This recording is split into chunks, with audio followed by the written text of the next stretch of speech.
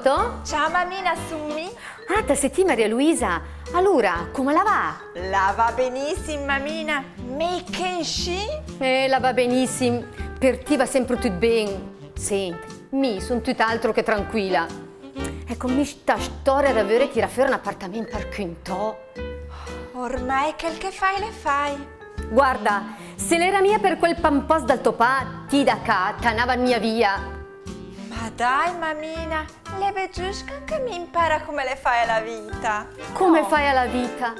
A 22 anni, oh povera ingenua, ma tal se mia che la vita le fai da mille pericoli, da disgrazi, da umanash.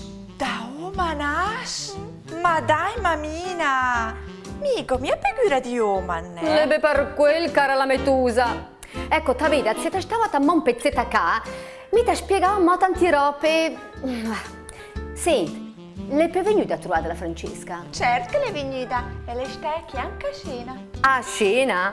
Ma se sei neanche buona da far scaldare un caffè a colazione. Colpa to che te me mai la sa fa una gotta. E invece la tutusa la fai là un bel risottin. Oh signor, e come te fai?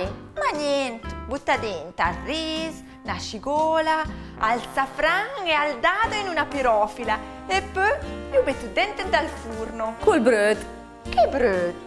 Te sai che a me il risotto mi piace piuttosto sucve. Oh signor, ma come te che fai a cucinare il riso? Ma come sa può?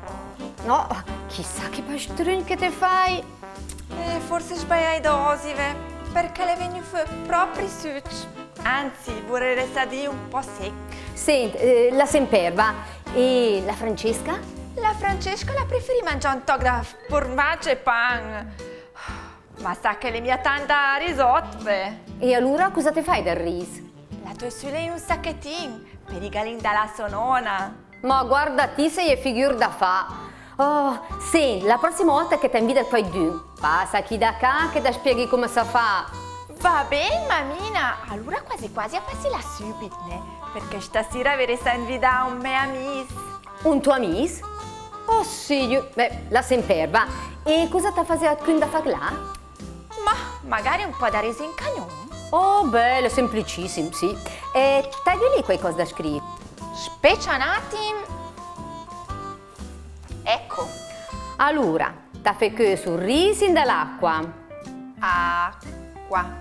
Quando le cotta scolat e ti grattazione un po' da sbrinz. Spritz. In un padellino a parte, ti fai culare il butter, Butter. ti fai brustolina scigola Scigola.